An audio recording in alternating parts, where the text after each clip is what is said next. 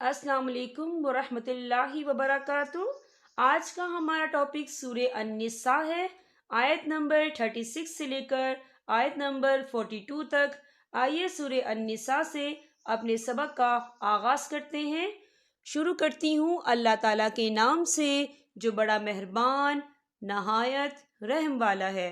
ترجمہ: اور اللہ تعالیٰ کی عبادت کرو اور اس کے ساتھ کسی کو شریک نہ کرو، اور ماں باپ کے ساتھ سلوک و احسان کرو، اور رشتہ داروں سے اور یتیموں سے اور مسکینوں سے اور قرابت دار ہمسایہ سے اور اجنبی ہمسایہ سے اور پہلو کے ساتھی سے اور راہ کے مسافر سے اور ان سے جن کے مالک تمہارے ہاتھ ہیں، غلام، کنیز۔ یقیناً اللہ تعالیٰ تکبر کرنے والے اور شیخی خوروں کو پسند نہیں فرماتا۔ جو لوگ خود بخیلی کرتے ہیں اور دوسروں کو بھی بخیلی کرنے کو کہتے ہیں، اور اللہ تعالیٰ نے جو اپنا فضل انہیں دے رکھا ہے اسے چھپا لیتے ہیں، ہم نے ان کافروں کے لیے ذلت کی مار تیار کر رکھی ہے۔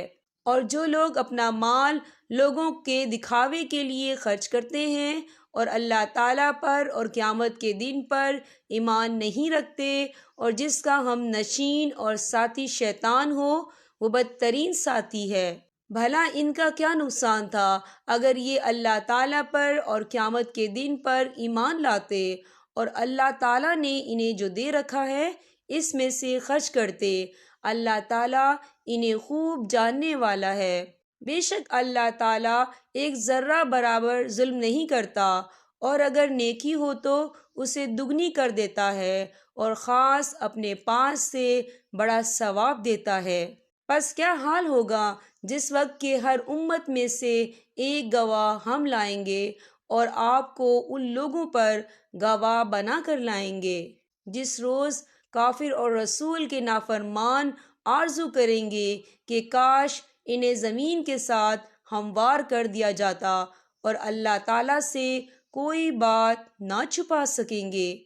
یہاں پر ہمارے سبق کا اختتام ہوتا ہے۔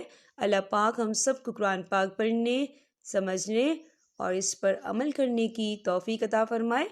اب میں آپ سے اجازت چاہوں گی۔ السلام علیکم ورحمۃ اللہ وبرکاتہ۔